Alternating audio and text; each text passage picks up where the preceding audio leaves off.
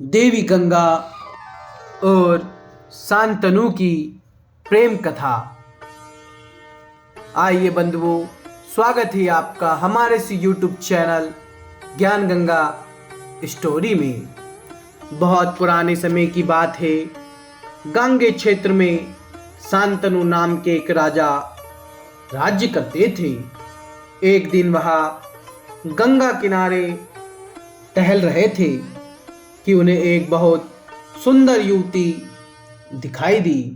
शांतनु ने उस युवती से कहा, मैं तुमसे विवाह करना चाहता हूँ। युवती ने कहा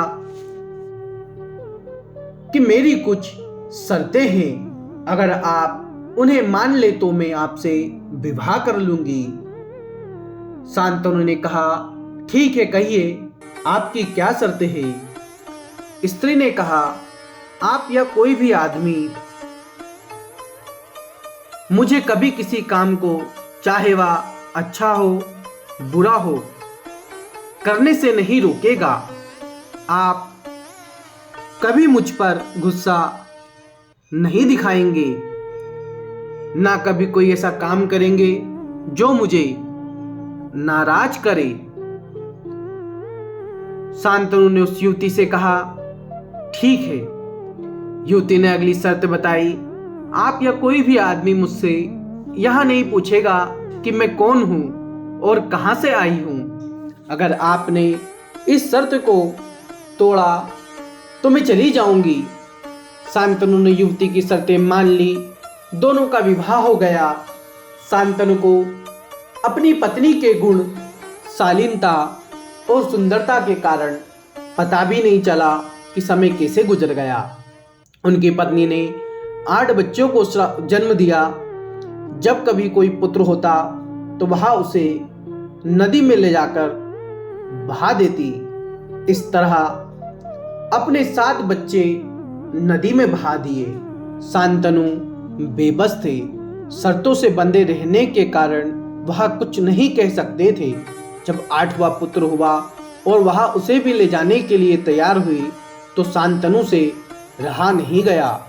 उन्होंने उसे रोका और कहा, तुम इस पुत्र की हत्या करने क्यों जा रही हो। पत्नी ने कहा, आपका दिल अब इस बच्चे में है, आपको अब मेरी जरूरत नहीं है। आप अपने वचन को भूल रहे हैं। मैं अब इस बच्चे को लेकर चली जाऊंगी और इसे पाल पोस कर आपको सौंप दूंगी।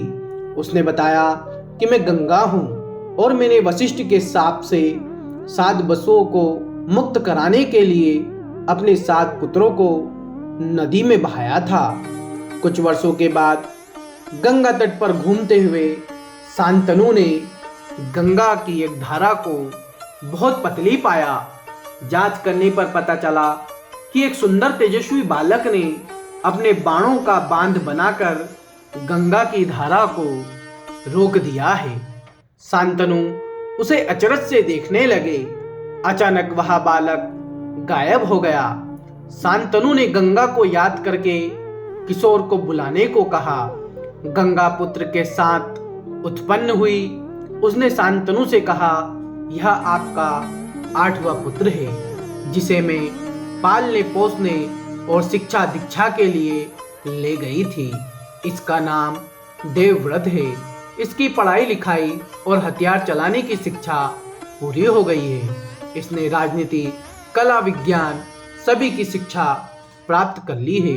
अब आप इसे ले जाओ। शांतनु अपने पुत्र को पाकर बहुत प्रसन्न हुए। वे उसे अपने महल में ले गए।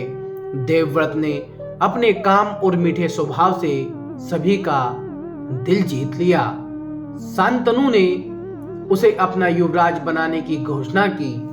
बंधुओं, ये कहानी थी देवी गंगा और शांतनु की, साथ ही महाभारत के महान योद्धा भीष्म की। आशा करता हूँ यह वीडियो आपको पसंद आया होगा। यदि आपको हमारी मेहनत सार्थक लगी तो हमारे चैनल को सब्सक्राइब करना, कमेंट बॉक्स में जय श्री महाकाल लिखना ना भूलें। मिलता है किसी नई कहानी में। जब तक के लिए जय श्री महाकाल।